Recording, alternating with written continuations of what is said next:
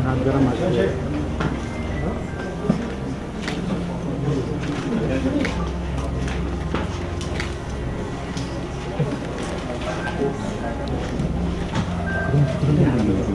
बरोबर आहे, तिकडे आता जाऊ शकतो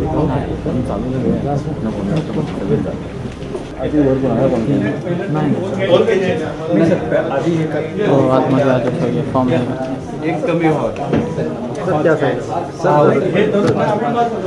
1+4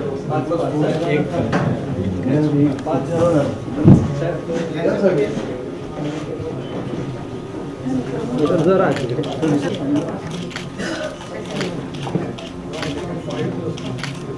सर एक समोर पण द्या।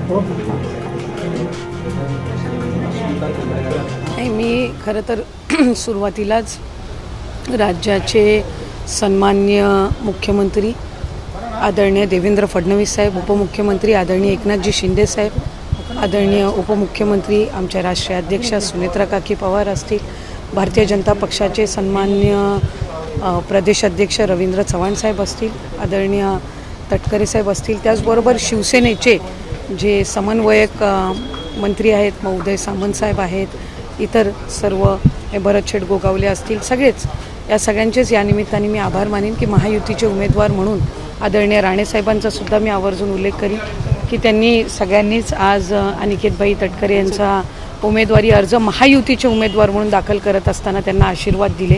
मला खात्री आहे की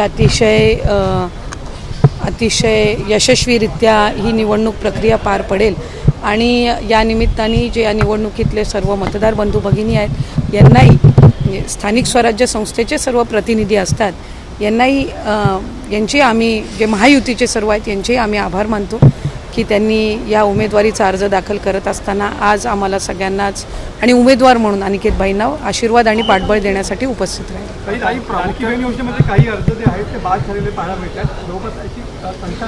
अर्ज बाद झालेले नाही आहेत। खरं तर महायुतीची एक सर्वात महत्त्वाकांक्षी योजना म्हणजे मुख्यमंत्री माझी लाडकी बहीण योजना आहे।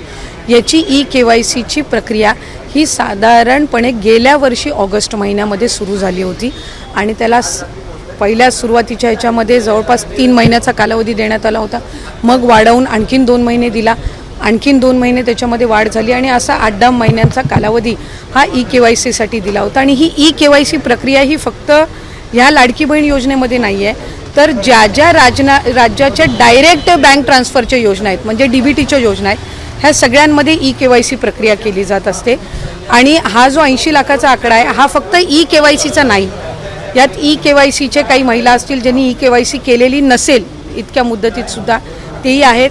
काही आम्हाला गेल्या 10-10.5 महिन्यापासून आम्ही एक IT विभागाचा म्हणजे इन्कम टॅक्सचा आम्ही जो आकडा ज्यांचं उत्पन्न 2.5 लाखापेक्षा जास्ती आहे हा डेटा जो आहे हा आम्ही त्या ठिकाणी मागवलेला होता।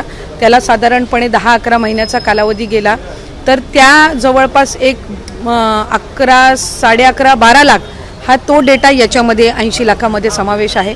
याच्यात 4.5-5 लाख अशा महिला आहेत ज्या 65 वयोगटाच्या पुढे गेलेल्या आहेत, जे वयाचं निकष आहे तर त्यामध्ये असतील।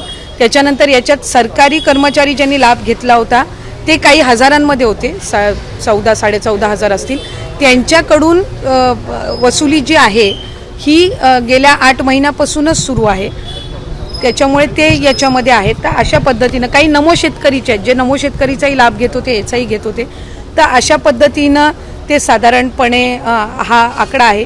याच्यात सुद्धा काही आमच्याकडे ज्या लाभार्थी महिला आहेत यांनी विनंती केलेली आहे की त्यांनी KYC करून सुद्धा त्यांना लाभ हा बंद झालेला आहे।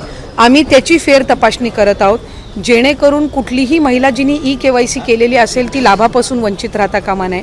त्याच्यामुळे राज्याचे मुख्यमंत्री देवेंद्र फडणवीस साहेब, एकनाथजी शिंदे साहेब, आदरणीय सुनेत्रा काकी असतील, मंत्रिमंडळ असेल यांच्या याच्यानी आपण ती ज्यांनी EKYC केलेली आहे पण त्यांचा कदाचित काही कारणास्तव टेक्निकल अडचणीमुळे लाभ बंद झाला असेल ती आम्ही करतोय. काही अशा आहेत ज्यांनी संजय गांधी निराधार योजना आणि लाडकी बहीण योजना ह्या दोन्हीमधून जे लाभ घेत होते ते छाननीमध्ये कट झालेले आहेत, पण त्यांना दोन्हीपैकी एका योजनेचा कंपल्सरी लाभ हा आपण देणारच आहोत. त्याच्यामुळे जे अशा बाय डिफॉल्ट दोन्हीकडे लाभ घेत होते आणि दोन्हीकडनं त्यांची नावं कट झालेली आहेत त्यांना दोन्हीपैकी एका योजनेमध्येच तरी 100% त्याचा शासकीय ह्या योजनांचा लाभ हा मिळणार आहे. काही RTOच्या संदर्भामध्ये तक्रारी केलेल्या आहेत. यातल्या 80 लाखामधल्या जवळपास 3-3.25 लाख हे RTOचे आहेत ज्यांचे वाहनं आहेत पण ते लाभ घेत होते. हा एक 6-8 महिन्यापासून डेटा मिळालेला आहे, असा कन्सॉलिडेट करून आहे. पण त्यातल्याही काही लाभार्थ्यांनी म्हटले की आमच्या नावानी म्हणजे निवेदनं आलेली आहेत की आमच्या नावानी कुठलंही वाहन नाही आहे, तर त्याची फेरतपासणी होईल. तर त्या पद्धतीनं आहे. आणि साधारणपणे ज्यांनी EKYC चुकवलेली होती त्यांना 30 एप्रिलपर्यंतची मुदत ही देण्यात आलेली होती दुरुस्ती करण्याची. त्यामुळे असं आहे.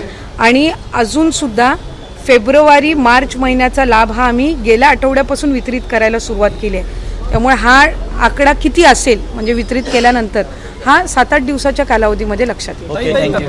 अनेकजींच्या उमेदवार 2 आक्षेप प्रामुख्याने घेतले गेले. एक म्हणजे भास्करच्या दवासामध्ये घराणेशाहीचा त्यांनी उल्लेख केला आणि दुसरी गोष्ट म्हणजे मागच्या टर्ममध्ये अनेक तटकरे हे किती फिरले, त्यांनी किती आढावा घेतला, किती प्रशासनाच्या लोकांमध्ये त्यांच्याकडे नाही. खरं तर भास्करराव जाधव साहेब ज्येष्ठ नेते आहेत, त्याच्यामुळे त्यांच्याबद्दल काही वक्तव्य करण्याचा एक कार्यकर्ता म्हणून, एक छोटी कार्यकर्ता म्हणून मी त्याच्यामध्ये म्हणजे फारसं काही स्वारस्य हे करणार नाही. पण महायुतीचे उमेदवार म्हणून अनिकेतजी तटकरे यांना उमेदवारी दिलेली आहे आणि उमेदवार हे महायुती ठरवत असते. त्यातून त्यांचा 6 वर्षातलं कामकाज असेल गेल्या वेळेसचं ते ग्राह्य धरून असेल आणि त्याचबरोबर महायुती म्हणून जे उमेदवार ज्या ज्या वेळेला ठरवले जात असतात, खरं तर प्रत्येक पक्षाला किंवा युतीला किंवा आघाडीला अधिकार असतो मूल्यमापन करण्याचा. त्यामुळे इतरांनी काय उमेदवार वगैरे केलेले आहेत यावर मी दुसऱ्या पक्षाच्या याच्यावर भाष्य करणार नाही. पण आज मी राज्याचे मुख्यमंत्री, दोन्ही उपमुख्यमंत्री आणि महायुतीच्या सर्व नेत्यांचे आभार मानते की आज त्यांच्या पाठबळातून, आशीर्वादातून अनिकेतजींना उमेदवारी मिळाली. सर्वप्रथम तर आमचे नेते, दिवंगत नेते आदरणीय अजितदादा यांच्या पवित्र स्मृतीस अभिवंदन करतो.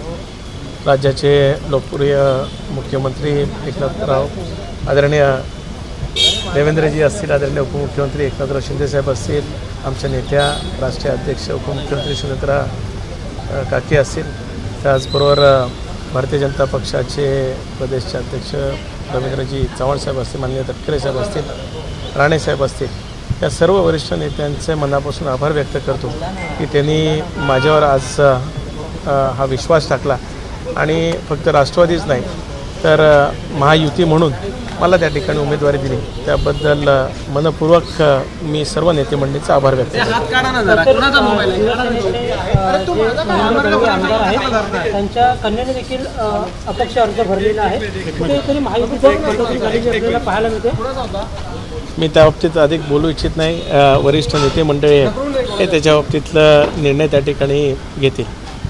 शिवसेनेचे मुख्य नेते आदरणीय एकनाथ शिंदेसाहेब असतील, राज्याचे मुख्यमंत्री देवेंद्रजी असतील आणि राष्ट्रवादी काँग्रेस पार्टीच्या राष्ट्रीय अध्यक्षा सुनेत्रा वहिनी यांनी 17 जागांचं जागा वाटप केलं. त्याच्यामध्ये कोकणाची ही स्थानिक स्वराज्य संस्थेची जागा ही राष्ट्रवादी काँग्रेस पार्टीला मिळालेली आहे आणि राष्ट्रवादी काँग्रेस पार्टीचेच म्हणजेच महायुतीचे उमेदवार हे अनिकेतजी तटकरे आहेत. आज मी, नितेशजी राणे, स्वतः तटकरे साहेब, आदितीताई, आम्ही सगळेच लोकप्रतिनिधी या फॉर्म भरण्याच्या कार्यक्रमासाठी उपस्थित होतो. आमचा विजय महायुतीचा निश्चित आहे आणि महाराष्ट्रातल्या सगळ्यात जास्त मतानं ही महायुतीची जागा आम्ही जिंकू. सर, एकीकडे ही स्थिती असताना महायुतीची कुठेतरी बंडखोरी झालेली पाहायला मिळते, कारण तुमच्याच पक्षाचे आमदार महेंद्र दळवी यांच्या कन्याने देखील अपक्ष अर्ज भरलेला आहे. नाही, अर्ज भरलेला आहे, परंतु अर्ज मागं घेण्याची तारीख ही अजून 2-3 दिवस आहे. त्याच्यामुळे महायुतीमध्ये एकामेकाच्या समोर कोण उभे राहणार नाही त्याची दक्षता आम्ही नक्की घेऊ. महेंद्र दळवी साहेबांची देखील आम्ही चर्चा करून त्यांची समजूत काढू. त्यांच्याशी काही संपर्क झाला का? हे संपर्क आमचा सगळ्यांचा रोजच असतो, परंतु जो आता फॉर्म भरला गेलेला आहे अपक्ष म्हणून तो मागे घेण्याच्या दृष्टीनं आम्ही सगळे मिळून त्यांच्याशी चर्चा करू. वेळ पडल्यास माननीय शिंदेसाहेब देखील त्यांच्याशी बोलतील. समज साहेब, याच प्रश्नावर ज्यावेळेला भास्कर जाधव काही वेळापूर्वी बोलले ते म्हणाले की वैरी एकत्र आले, त्याच्यामुळे आमचा विजय आहे की आम्हाला वोटिंगचे मिळणार. आधी 5 तारखेला फॉर्म टिकतो काय बघू. आणि 22 तारखेला रिझल्ट नंतर विजय आमचाच आहे. कदाचित 5 तारखेला देखील होऊ शकतो. 5 तारखेला नाही झाला तर 22 तारखेला होऊ शकतो. फक्त औपचारिकता शिल्लक आहे विजयाची. आणि मला असं वाटतं की कोणी काही कितीही जरी आखाडे मांडले, अंदाज मांडले, तरी अनिकेत तटकरेंचा विजय हा 100% निश्चित आहे आणि फार मोठ्या मताधिक्यानं ते जिंकतील हा आम्हाला सगळ्यांना विश्वास आहे.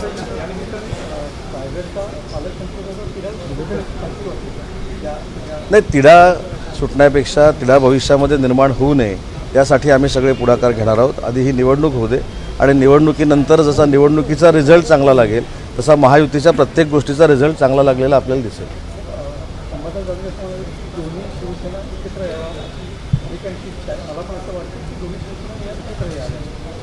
हे अंबादास दानवेंचं वैयक्तिक मत असू शकतं. वंदनीय बाळासाहेबांच्या विचारानं माननीय एकनाथ शिंदे साहेबांच्या नेतृत्वाखाली आम्ही सगळे शिवसेनेमध्ये काम करतो. शिवसेनेमध्ये काम करत असताना महाराष्ट्राच्या जनतेनं नक्की शिवसेना कोणाची आहे, वंदनीय बाळासाहेबांची होती आणि त्याचं नेतृत्व आज एकनाथ शिंदे साहेब करतात. हे शिवसेनेला भरभरून मतदान देऊन महाराष्ट्राच्या जनतेनं सिद्ध केलेलं आहे. त्याच्यामुळं दानवे साहेबांच्या त्या चर्चेला काय अर्थ आहे मला माहीत नाही, ते त्यांचं वैयक्तिक मत आहे. अर्ज भरण्याच्या अखेरच्या दिवशी शिंदेंना 17पैकी 4 जागांवरतीच समाधान वाटतं. बाकीची यादी गुलदस्त हे कुठची यादी बोलत अर्ज भरण्याच्या शेवटच्या दिवशी अजूनही यादी क्लिअर नाही केली. नाही, मला असं वाटतं की सगळी यादी फायनल झाली. ठाण्यामध्ये रवींद्र फाटक आहे, परभणीमध्ये सईद खान आहेत, त्याच्यानंतर नाशिकमध्ये नरेंद्र दराडे आहेत आणि यवतमाळमध्ये चतुर्वेदी आहेत, दुष्यंत चतुर्वेदी आहेत. ऐनवेळी त्यांना फॉर्म देण्यात आले. अरे ऐनवेळी देण्यात आला की न देण्यात आला हा शेवटी पक्षाचा भाग आहे ना. आम्ही कधी फॉर्म द्यायचा ह्याची चिंता बाकीच्यांना असण्याची आवश्यकता नाही.